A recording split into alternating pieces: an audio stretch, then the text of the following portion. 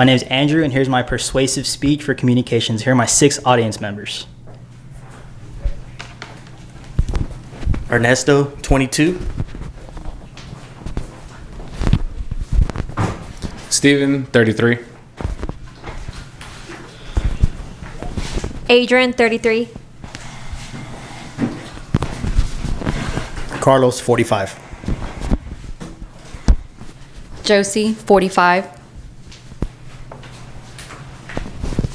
Carmen, 55.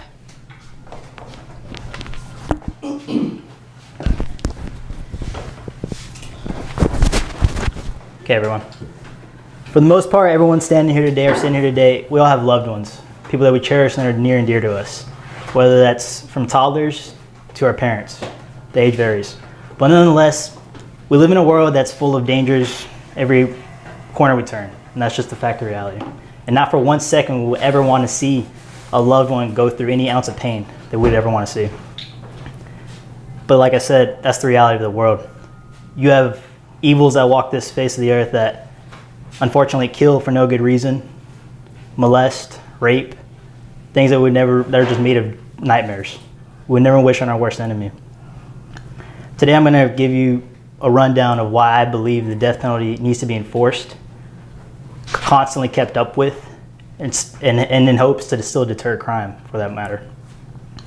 I'll be discussing the problems that coincide with it, what causes people to do the things they do day in and day out, and a solution I plan to propose and hopefully maybe instill in the future and on in.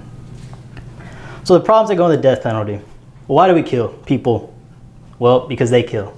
It's the fact of the matter. An eye for an eye, tooth for a tooth. It only makes sense, in my opinion, that you extinguish those evils with this necessary evil. Guardian.com goes on to state, upon my research, that crime rose 10% since last year. That was the biggest increase in crime, or crimes that involve killing, since 1971. The fact of the matter is people kill every day.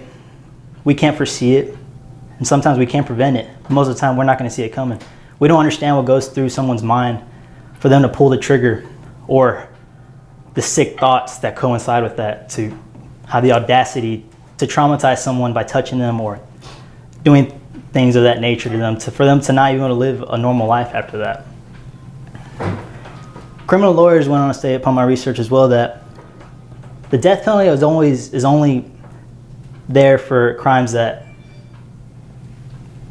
kill people. The victim, the end result is they're killed. The death penalty is not biased by any means.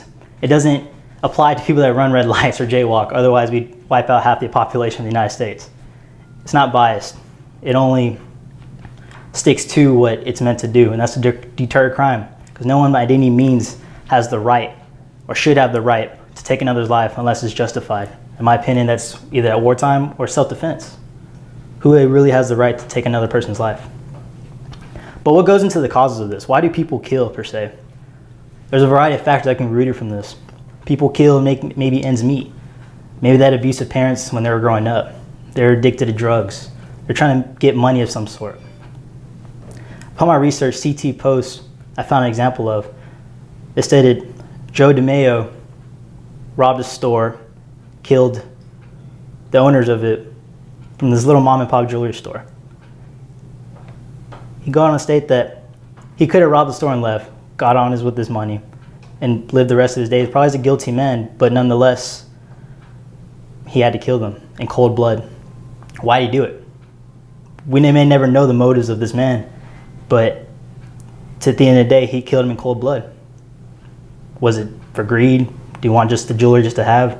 Was he going to sell the jewelry, get money for his own? The point being is, he killed them. He probably could have robbed the store and made away and lived the rest of his life. The fact of the matter is, we may never know, but let's just say, for an example, that in this particular case, in front of a jury, where he was able to get off. When I say get off, he was able to just serve life, not ever getting what may be coming to him. The price needs to be paid at the end of the day. And the price, in some cases, actually comes out of us as individuals. To feed and clothe this man, according to the New York Times, is $31,000 per inmate. That's taxpayer dollars going towards someone that, in my opinion, doesn't need to be walking the face of this earth anymore. I don't believe he does, or women in that case. Someone that takes another's life should not be walking the face of this earth. And to feed them, clothe them, and everything in between, and to pay for this, I don't believe that's something that should exist. And next that goes along with this is closure. PBS stated in the simplest of terms was, closure is powerful. They say time heals all wounds, but until we're in those shoes that we can really feel closure doing something for us, we won't know. In this case, a loved one being taken from us or being violated in a certain way, it just doesn't make sense to have someone, even if they are away from society, to just be living still. I don't think we can lay our heads down at night and just know and imagine that this person's being fed and clothed on our money, per se. Which goes into my next point of the solution to all this. In the grand scheme of things, the biggest solution I could see is speeding up the process of this. I mentioned that this is cost effective, the death penalty. I'm not saying down the line it's not as expensive to kill them as to keep them alive, but it is more effective to do so. This also coincides with the closure. If someone's able to kill someone, justify and bring the justice to light in that way, then they're able to get their closure per se too. In a quickly and timely manner, that money can be going elsewhere. And this is what needs to be done.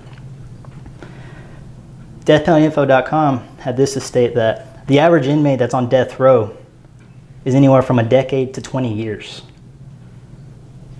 Now, if you've been listening to everything I'm stating here, is that this coincides with the closure, and this coincides with the cost effectiveness. 20 years of feeding this man, who's going to eventually die. He's going to be executed. He or she will be executed.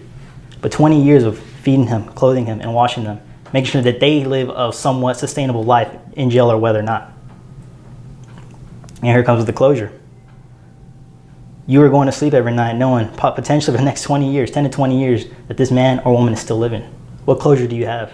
Are you comfortable knowing that you're still doing this for them? You might not even live to see the day that they get what's coming to them. What good is that? In the grand scheme of things, nationwide, I propose that there be more judges if it reaches that point to decide quicker. Instead of 10 to 20 years, we have a 2 to 5 years, or even in some cases, just a year, if the case is that clear cut. We know they did it. They ran into a church and killed 9 people, and they have the gunman apprehended. There should be no excuse on why. We know they did it. Put them away. At a community level, we all have to serve on jury duty at times when it comes to it. If the case is to where someone else killed someone, make your voice known. Be known that you are for the death penalty. Make it known that you need this enforced through and throughout. And let's take it to the most bare minimum level as an individual. Put yourself in those shoes that we would never hope to be in. Getting that call from the police saying, can you confirm that this was a family member of yours? They may have been killed. We don't want to be on that side. Or talking to your child if said person did said things to them. Be in those shoes, because for 1 second, I don't think we'd ever want to be in those shoes or get that phone call that said person hurt us in a certain way. Ladies and gentlemen, today, this is why I believe the death penalty is still needed and needs to be enforced through and throughout.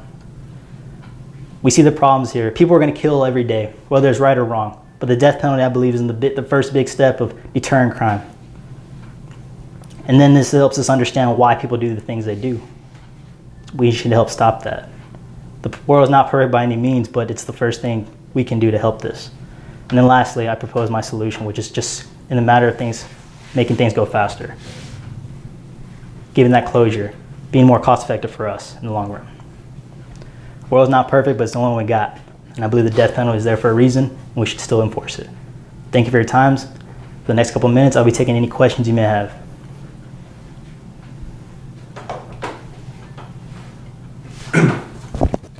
Yes, sir.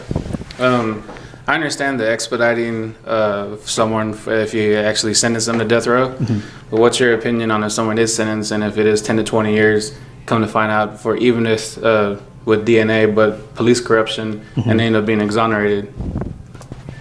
That's a very good question. I understand what you're saying, and like anything, it's just the reality of the fact. When you have good, there's bad. You can't have one without the other. So when someone is put on death row that is in fact innocent because of police corruption, it's the unfortunate fact of the matter. And unfortunately, that's just, you're at the wrong place at the wrong time. Unfortunately, it is what it is for right now, and hopefully we won't get into a point in time where it doesn't have to be.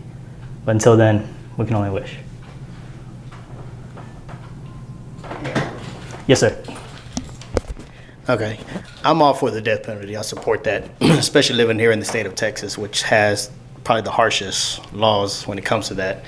But that's not here or there. How do we expedite that process? Because I'm all for that, not keeping somebody alive for 10, 20 years and my taxpayers' money. But on the same hand, I understand that this is a business. Throwing people in jail is a business, and that's a problem in itself. So that's another problem. But how do we expedite this process? I mean, is it thrown into law, or how are we going to handle this as me being a taxpayer? Very good question, sir. As a fellow taxpayer as myself, I would hate to see my taxpayer dollars go towards something of this nature, especially when if and when a case is clear cut, because that's what I believe is the only time as of right now that you can see and kill someone within, let's just say, a week period, if we're trying to get it that quick instead of maybe even a year.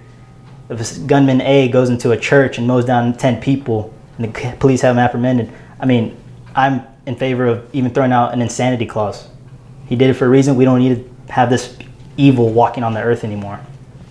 So to answer your question in general, I would say it has to come to cases that are just that clear and cut.